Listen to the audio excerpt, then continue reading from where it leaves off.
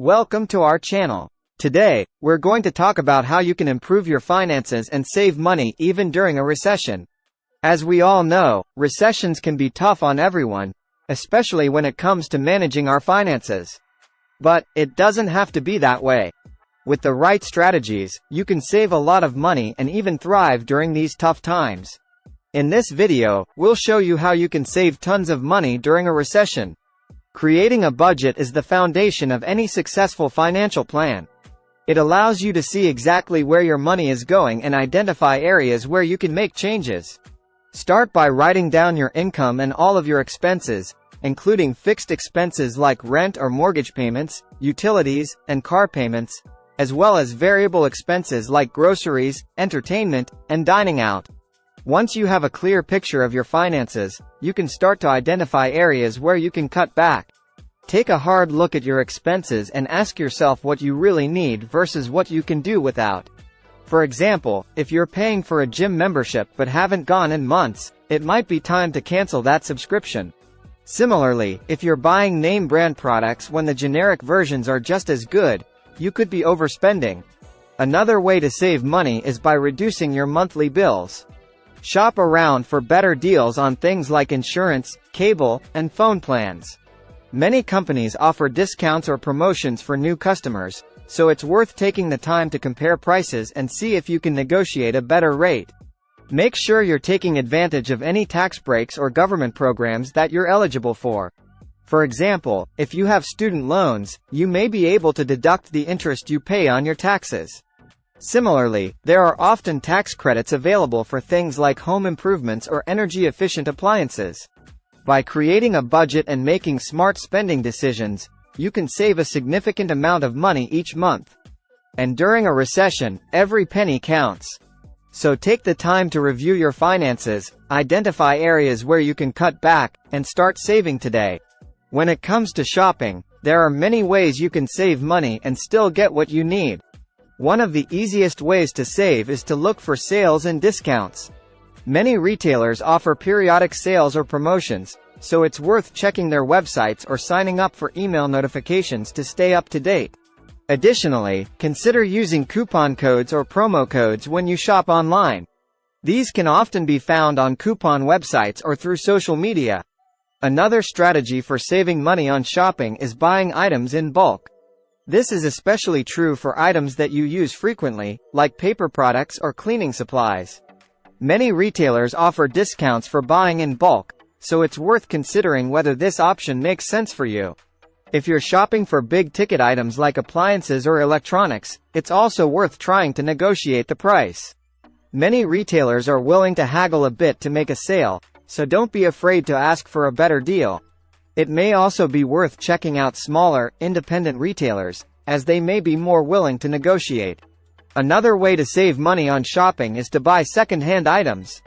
You can find great deals on items that are still in good condition, whether you're shopping at a thrift store or buying from an online marketplace like Craigslist or Facebook Marketplace. Just be sure to inspect the items carefully before you buy to make sure they're in good condition. By shopping smart and taking advantage of discounts, bulk buying, negotiation, and second-hand shopping, you can save a significant amount of money on your purchases. So the next time you need to buy something, take a few extra minutes to explore your options and see how you can get the best deal. Prioritizing your spending is a crucial aspect of managing your finances effectively.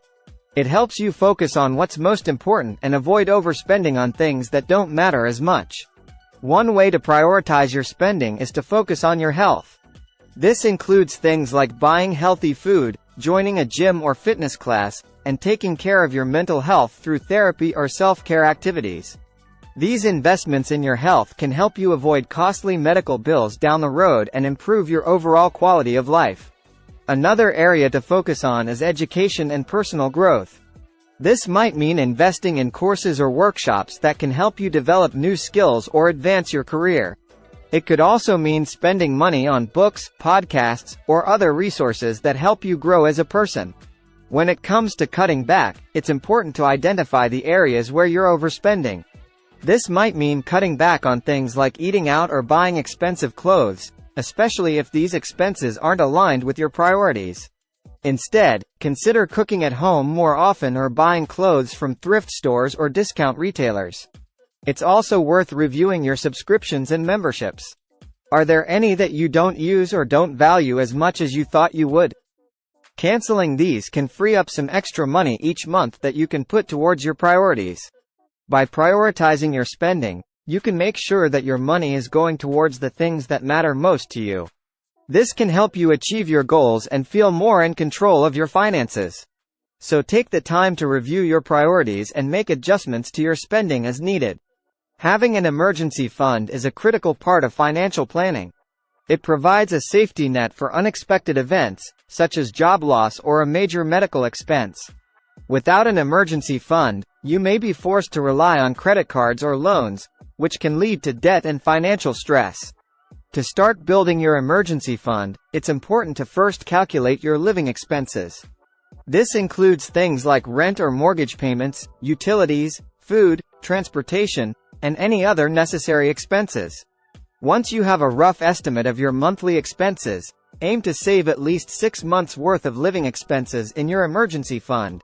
You can start small by setting aside a percentage of your income each month, even if it's just a few dollars. Over time, this can add up and help you reach your savings goal. Consider setting up automatic transfers from your checking account to your savings account to make it easier to save consistently. It's also important to keep your emergency fund in a separate account from your regular checking or savings account. This can help you resist the temptation to dip into it for non-emergency expenses. Consider opening a high-yield savings account or a money market account, which typically offer higher interest rates than traditional savings accounts. If you're already in debt, it's still important to prioritize building your emergency fund. While it may be tempting to focus on paying off your debt first, having an emergency fund can prevent you from going further into debt in case of an unexpected expense. In summary, having an emergency fund is an essential part of financial stability. By aiming to save at least 6 months' worth of living expenses, you can help protect yourself from financial hardship and avoid going into debt. So start building your emergency fund today, even if it means starting small, and you'll be on your way to greater financial security. Now that we've given you some tips on how to save money during a recession, we want to hear from you. What are some strategies that you've used to save money during tough times? Let us know in the comments below. In conclusion, saving money during a recession is possible with the right strategies. Create a budget, shop smart, prioritize your spending, and build an emergency fund. By doing these things, you'll be able to save money and even thrive during tough times. Don't forget to subscribe to our channel and check out our other videos for more tips on personal finance and budgeting. Thanks for watching.